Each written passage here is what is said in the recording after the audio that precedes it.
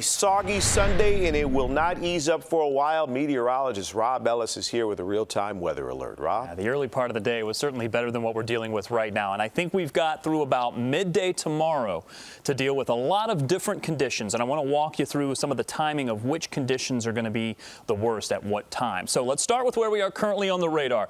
A very steady, moderate rain coming down for most of the city, really, and even most of the suburbs and almost the entire area. There's a couple of bits of good news here. Notice there are a few breaks here and there, and it doesn't look like a lot, but I really am looking for those types of things to determine whether or not we're going to lead to any flash flooding.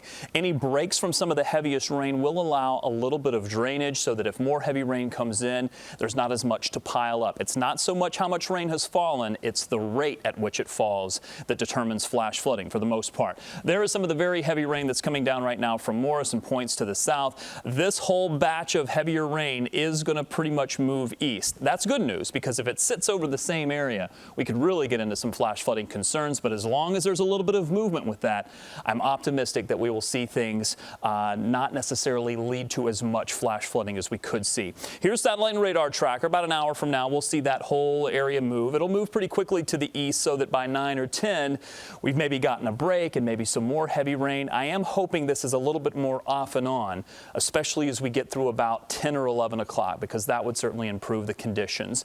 That, I think, is the time frame when we're going to have the heaviest rain. Once we get through about maybe midnight or so, the heaviest rain will have moved out. We'll have still some scattered showers, but any break we can get is certainly helpful. Unfortunately, by the time we get into the morning, more of that steady, moderate rain will continue.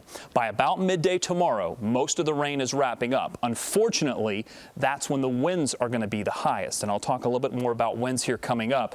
While it says north-northeast at 21, keep in mind that's just the wind speed. The gusts could be as high as 35 to 40 miles per hour, and over the lake where there's nothing to stop it, those winds could be as high as 45 to 50 miles per hour. As we get into Monday afternoon, the winds begin to shift a little bit and things improve. Now, we have already seen some locations, especially south and west of the city, that have received as much as 1 to 2 inches of rain.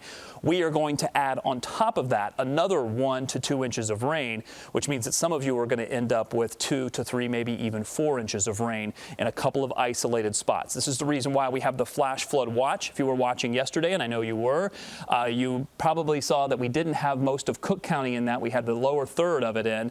That has now been extended, as we are expecting some of that heavy rain to cause some problems.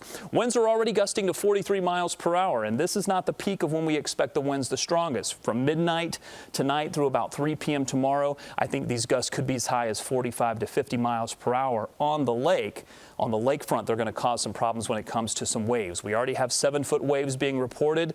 Those waves are going to get substantially higher, 10 to 14-foot waves along the Chicago lakefront. You go a little farther to the north on the Lake County lakeshore, and we could see some 12 to 16-foot waves, especially with the winds 40 to 50 miles per hour, and that's why we have a wind advisory that's in place. Those winds are probably going to peak overnight tonight and through early tomorrow, and they'll start to shift around a little bit to the north before finally coming down, and we do need them to come down. So the heaviest rain is tonight, but the strongest of the winds is actually going to be as the rain lets up. That's a bit of good news, but if the ground is saturated enough and we start getting 50-mile-per-hour winds, at least some gusts, it may lead to some downed trees tomorrow or some power lines. After that, couple of days to clear out. Temperature's not moving a whole lot, Jim, staying in the 50s. The rain doesn't return until overnight Wednesday night and into Thursday. Rob, thank you. A lesson